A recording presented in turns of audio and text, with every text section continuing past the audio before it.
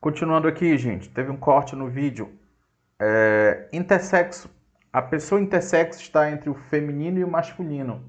As duas combinações biológicas em desenvolvimento corporal, cromossomos genitais, hormônios e etc. Não se enquadram na norma binária. Assexual. Assexuais não sentem atração sexual por outra pessoa, independentemente do gênero. E mais, o símbolo de mais no final da sigla aparece para incluir outras identidades de gênero e orientações sexuais.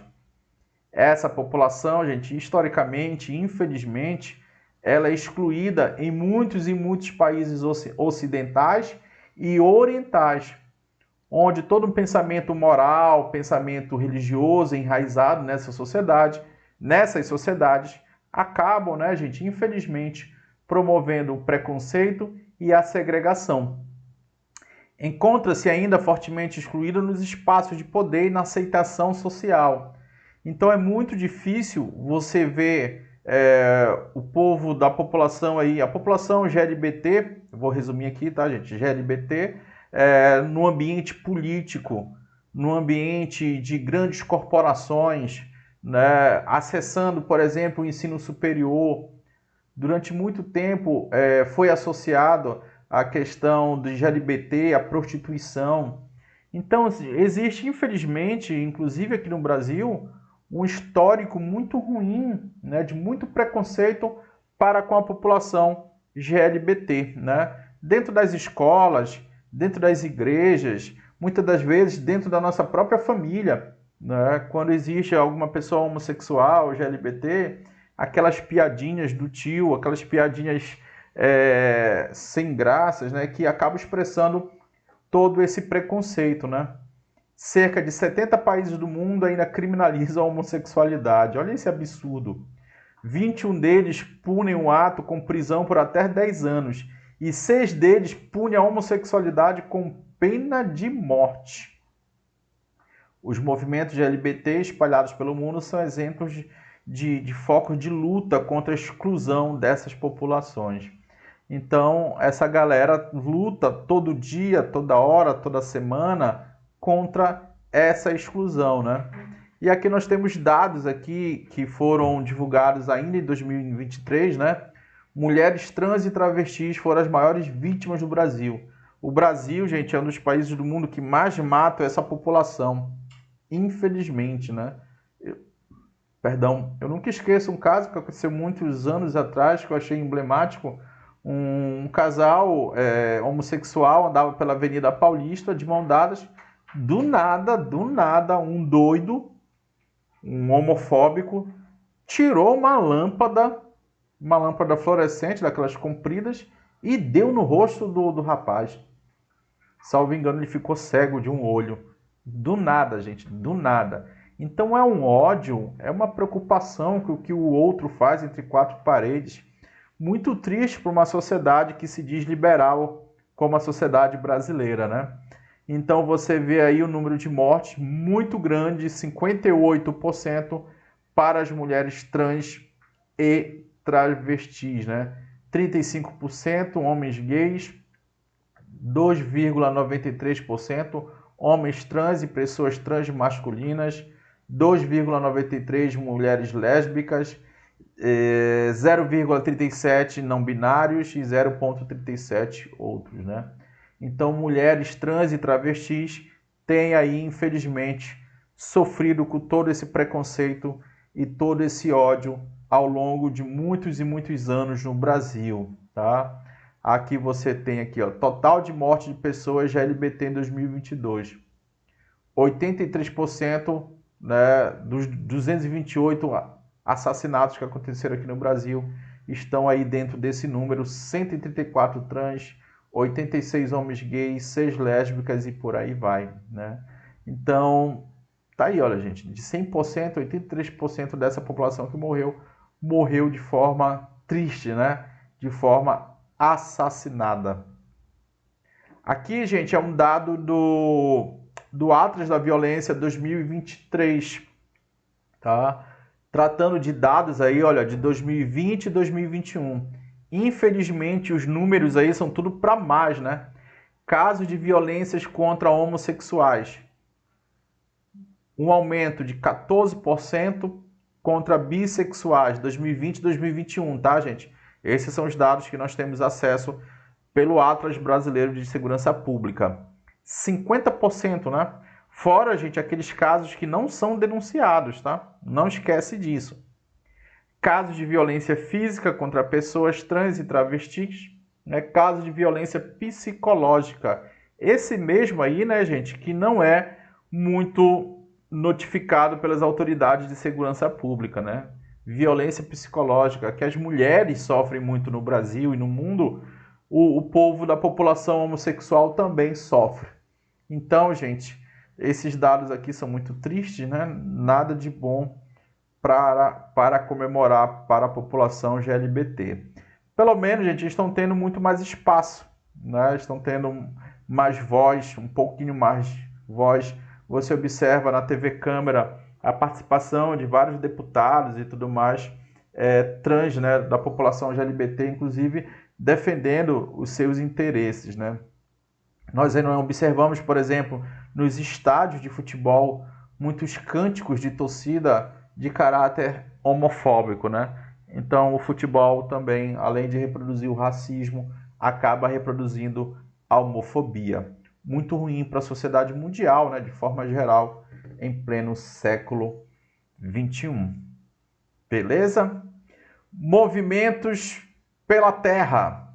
O movimento pela Terra, gente, ele é muito conhecido hoje pelo movimento pelo acesso à terra, pela necessidade, né, da reforma agrária.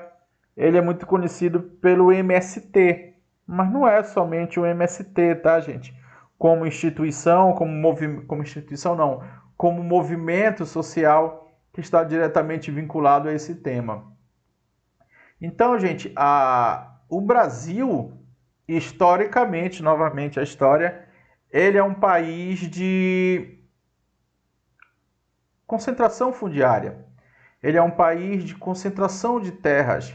E isso vem, gente, desde lá as capitanias hereditárias, desde a formação do desenho geográfico das províncias, depois dos estados brasileiros, né? Aqui no Segundo Reinado você vê a Lei de Terras. A Lei de Terras diz mais ou menos o seguinte, resumindo, gente, só vai ter terra no Brasil oficialmente reconhecida quem tem dinheiro, quem tem poder econômico. Para a terra ser sua, você tem que comprar essa terra, você tem que ter o título, o documento oficial de terra. Então aqui, gente, vai ser oficializado essa segregação de posse das terras do Brasil, né? As terras deixarão de ser utilizadas, deixarão não, né? Perderão o seu significado social para consolidar ainda mais um significado de especulação, né? De terra como um bem, né? Terra para se ganhar dinheiro, não para sobreviver, não para fazer o seu alimento de cada dia. Então nós temos aqui, gente, um processo de construção histórica de terras ser para poucos, de terra ser um bem material, apenas com o intuito de venda. E nós sabemos que historicamente não deve ser usado assim, né? A terra, ela tem uma questão simbólica, ela tem uma questão de subsistência, ela tem uma questão de identidade, de pertencimento ao território, vai muito além da questão da grana e da propriedade privada. Então aqui eu trouxe alguns dados, né? Atlas do Espaço Rural Brasileiro. 2020 esse dado, tá, gente? 2020, se não me falha a memória. É 2020. 81% das propriedades tem 50 hectares. 81% das propriedades tem 50 hectares. 0,3% tem mais de 2,5 mil hectares, que corresponde a 32% de todas as áreas de fazenda no Brasil. Então, gente, você vê aqui nesse número uma concentração extraordinária. 0,3% dessas propriedades no Brasil, que é a minoria aqui desse percentual, tem mais de 2.000 hectares. Então, tem pouquinha gente com muita terra. Tem muita gente com pouquíssima terra aqui, olha. Então, existe isso. Apenas 0,3% com mais de 2,5 mil hectares. Então, é como se fosse mais ou menos assim, gente, a história das terras do Brasil. Essa galera aqui todinha tem só isso aqui de terra, olha. Entendeu? Vamos supor que aqui é uma população. Toda essa galera aqui só tem acesso a essa terra.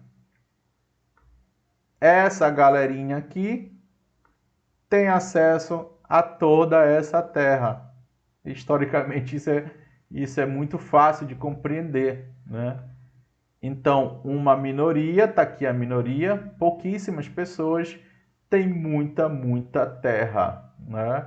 E cada vez mais avança numa fronteira agrícola em direção da Amazônia, beleza?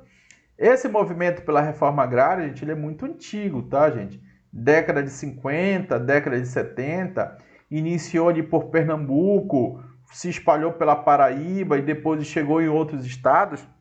Nós tivemos lá na década de 50, ainda no governo ali do Juscelino Kubitschek, o aparecimento das ligas camponesas. O movimento social de assistência jurídica e médica ao povo que vive no campo, né? Eles organizavam vários encontros, várias assembleias e, logicamente, a ocupação de terras, tá? Nós falamos ocupação, tá, gente? Nós não falamos invasão de terras. Ah, professor, mas eles invadem a terra. Invadiram a terra do meu pai. Meu pai é um fazendeiro. Comprou a terra de forma 100% honesta. Obedece às leis trabalhistas. Obedece às leis ambientais.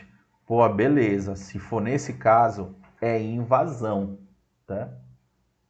Mas a maioria dos casos, gente, não é isso, tá? As ligas camponesas e o MST ocupam terras que foram roubadas do Estado brasileiro e dos estados como federação, beleza? Então aí é muito mais justo, porque está descrito inclusive na Constituição que a terra tem que ter essa função social, correto?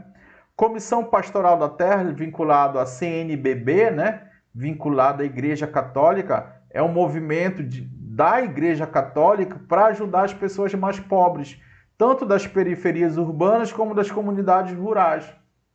Mas, logicamente, atuam principalmente nas comunidades rurais, fazendo estudos, fazendo pesquisas, propagando as informações com maior credibilidade. Por exemplo, quando nós vamos estudar o número de conflitos no campo brasileiro, o número de assassinatos nas terras brasileiras,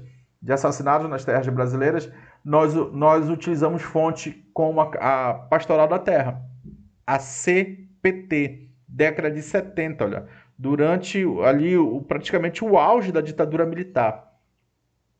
Muitos bispos, muitos padres, inclusive, pagaram um preço muito alto por lutar por essa reforma agrária ao longo aí, podemos colocar, dos últimos 40 anos, infelizmente, né? Inclusive no Marajó, né? Ultimamente está se falando muito nas redes sociais, estão falando aí do Marajó com a questão sexual, a exploração, etc. Muitos chefes religiosos são ameaçados de morte, né? A Comissão Pastoral da Terra é bem atuante no Mato Grosso, no Amazonas, no Pará, no interior de São Paulo e por aí vai, tá? Então faz parte desse movimento social pelo acesso à terra. MST, né? Origem década de 80, ali no sul do Brasil, Cascavel, Paraná, onde ocorreu o primeiro encontro, né?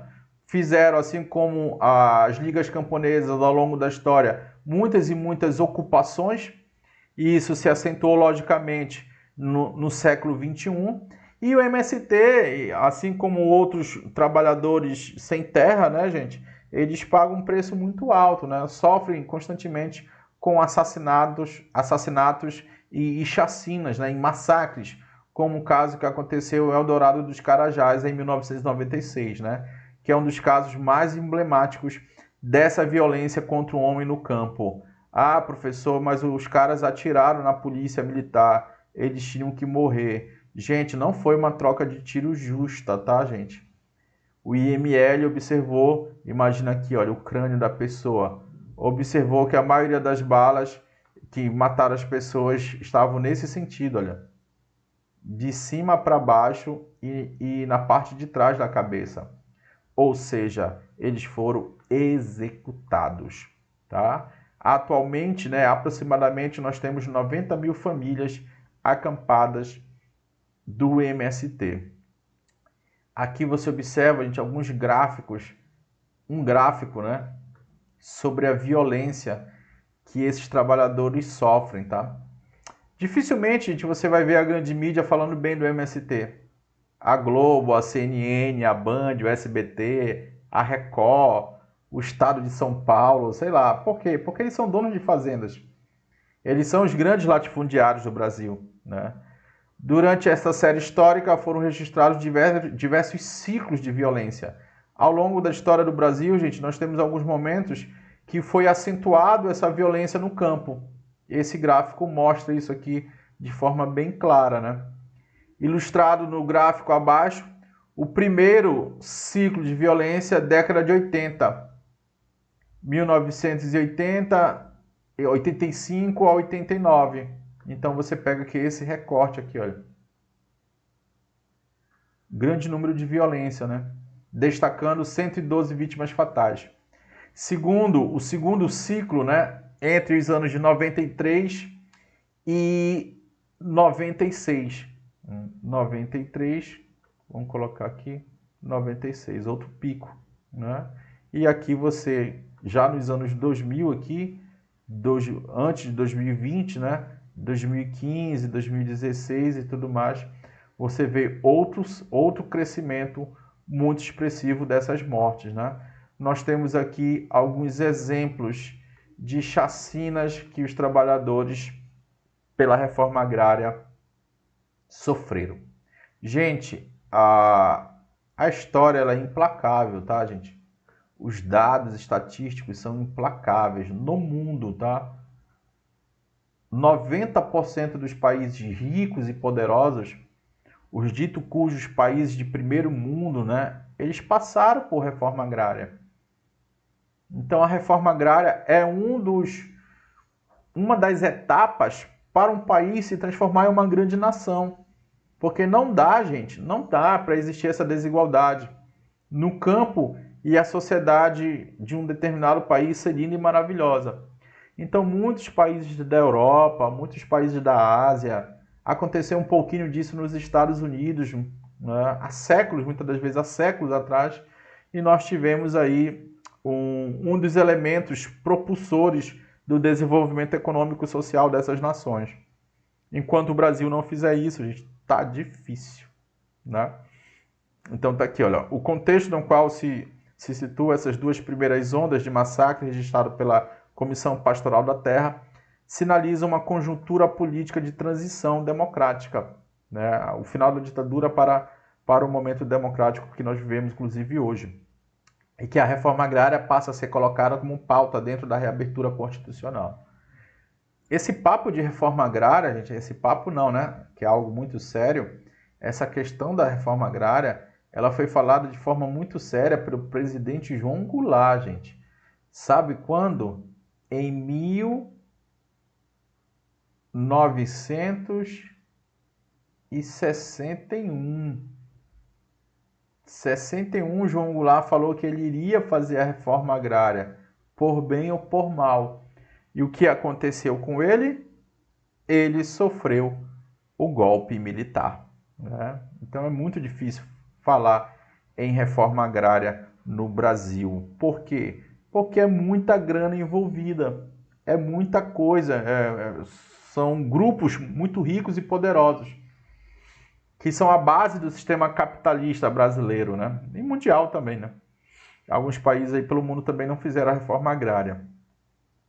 Movimento dos atingidos por barragens. Vocês encontram isso em prova, gente, né, com a sigla MAB, tá? MAB, Movimento dos Atingidos por Barragem. Surgiu a partir da década de 70, né? Se reuniu pela primeira vez em 87. Em 89, organizou o primeiro Encontro Nacional dos Trabalhadores. E logicamente que não é somente os trabalhadores que são atingidos, que sofrem as consequências negativas das barragens. Tanto as barragens hidrelétricas quanto hoje as barragens de mineração. As populações no entorno, né? Aqui na década de 70, por exemplo, muitos e muitos protestos foram contra a construção de Itaipu, né?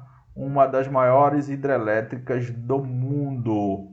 Quem for do Paraná aí, me fale, vocês conhecem Itaipu? Já foram lá em Foz do Iguaçu, fronteira com o Paraguai? É uma grande estrutura, né? Uma engenharia impressionante. A história do MAB foi formada a partir da negação de uma série de direitos dessas populações. Populações quilombolas, populações nativas, populações indígenas, foram principalmente atingidas dentro daquele processo chamado de milagre econômico, né? Onde grandes obras surgiram ali na ditadura militar. Conforme relatório do Conselho Nacional de Direitos Humanos, na construção e operação de barragem pelo Brasil, pelo menos 16 direitos humanos são violados. Pelo menos, né? Direito à água, direito à terra, direito à alimentação, direito ambiental, né? Então, por exemplo, a última grande hidrelétrica construída no Brasil foi de Belo Monte, né? Pensa num BO para construir Belo Monte. Usaram a tecnologia fio d'água para diminuir os impactos socioambientais, mas mesmo assim trouxe muitos impactos socioambientais ali na região norte do Brasil, né? Aqui você vê a primeira reunião dos trabalhadores aqui, dos atingidos pelo barragem, pelo MAB, né? 2008 surgiu lá no norte do Brasil o movimento Timo Vivo para Sempre, contra a construção de Belo Monte, né? Belo Monte foi construído e agora esse movimento luta para se concretizar os elementos que foram prometidos para aquela população local, né? A construção de escolas, a Piracema, o direito de vazão e por aí vai, né? E nós ultimamente ouvimos muito falar sobre barragens, de tragédias, né? De barragens minerais. Você vê aí o caso de Mariana em 2015, triste, triste, triste. Dezenas e dezenas de pessoas morreram, né? Perderam suas casas, perderam seus bairros. E quando nós pensamos enquanto sociedade que isso nunca mais iria acontecer, aconteceu, né? Aconteceu em Brumadinho, né? Sempre envolvendo ali a Vale do Rio Doce. Eu sempre falo, quando a Vale do Rio Doce era pública, não tinha esses acontecimentos de desastre ambiental, né? Agora que ela foi privatizada, agora não, já faz umas décadas que ela foi privatizada, você observa todas essas tragédias. Correto? Então é isso, gente. Finalizamos aqui o conteúdo 5 de realidade brasileira. Acabei dividido em 2 partes inicialmente, mas ficou 3 porque houve um problema aqui no software, no programa. Eu errei aqui. Às vezes, gente, acontecem uns probleminhas aqui no programa, tá? Uma aluna estava falando sobre a separação silábica, né? Aqui, ó, por exemplo, olha, são exemplos de focos, olha como é que fica aqui. Mas é por uma questão de programa, tá, gente? Joga para o Word, faz uma configuração do Word para o PowerPoint, do PowerPoint para o programa que grava, aí é outra configuração e fica muito difícil de eu mexer todas essas configurações, uma vez que eu não tenho muito tempo para isso, tá, gente? Movimento dos Trabalhadores Sem Teto, movimento que nasceu na década de 90, né, para garantir moradia digna nas principais capitais do Brasil. Hoje se faz presente em 14 estados, é o maior movimento social urbano da América Latina. Apesar do que diz a Constituição aqui, que a moradia ela é um direito do povo e obrigação do Estado, nós observamos que a sociedade atual contemporânea capitalista privilegia a especulação imobiliária. Nós temos, gente, muito mais imóveis para vender do que pessoas sem teto no Brasil. Então, o que mostra que essa máxima aqui é 100% real, né? A população não tem dinheiro para comprar e o preço também é absurdo do absurdo do absurdo. Quem mora em São Paulo está ouvindo, vendo essa aula, sabe muito bem disso, né? Balneário Camboriú, Rio de Janeiro, né? Algumas capitais do Nordeste também já estão passando por esse grandioso processo de valorização do metro quadrado. E aí, gente, as pessoas pobres e humildes acabam perdendo espaço, né? O movimento dos trabalhadores sem teto é um movimento de moradia, mas sempre atuou em outros temas, tá, gente? Transbordou esse objetivo, transformando o movimento de combate à fome, de acesso ao trabalho, de acesso à renda, etc, etc. Muito forte em São Paulo, né? Aqui, olha, o movimento sem teto do centro já é uma derivação do primeiro que eu tratei no slide anterior. Aqui é do centro de São Paulo, tá? Já nasceu no ano 2000 aqui, olha. Após 3 anos de ocupação de um edifício abandonado desde 1970, né? O prefeito de São Paulo, Dória, não gostava muito dessa galera aqui, né? Nós temos o Boulos, né? Que hoje em dia vai ser candidato a prefeito de São Paulo, que é o oriundo desse movimento social. Bem interessante a história do Boulos. Nos últimos 10 anos, a população de rua no Brasil chegou a 227 mil pessoas. Então é uma crescente por conta da falta de teto, principalmente nas grandes metrópoles. Tá? Ah, professor, mas essa galera é viciada, é drogada. Não, gente. Não. Infelizmente, esse problema de moradores de rua, vamos colocar aí nos últimos 10 anos, vem trazendo para as ruas as pessoas simplesmente pobres, as pessoas humildes que não têm dinheiro para pagar um aluguel. Então, são pessoas que trabalham, são pessoas com par de família, crianças, trabalham durante o dia e à noite vão morar em barracas, porque não tem dinheiro para pagar aluguel. Não uso droga, não uso álcool, não tem qualquer tipo de vício. Então, olha aqui, é um número alarmante, né? Fora a questão da droga, né, gente? Essa população de rua, você tem que ter essa visão muito mais ampla, que é por conta da falta de teto, da falta de residência, né? Os projetos sociais estão tentando reduzir essa problemática, mas é muito difícil, né, gente? Porque é algo construído ao longo de décadas. Para desconstruir, meu amigo, um salto de 935% em comparação à mesma pesquisa de 2013, que contabilizava quase 20 mil, segundo dados do IPEA, né? Então, de 20 mil para 200 mil. Um absurdo, tá? Quem quiser adquirir a nossa apostila, tá aí o número do professor, tá aí o QR Code, a apostila com todo o conteúdo de realidade brasileira, as 150 questões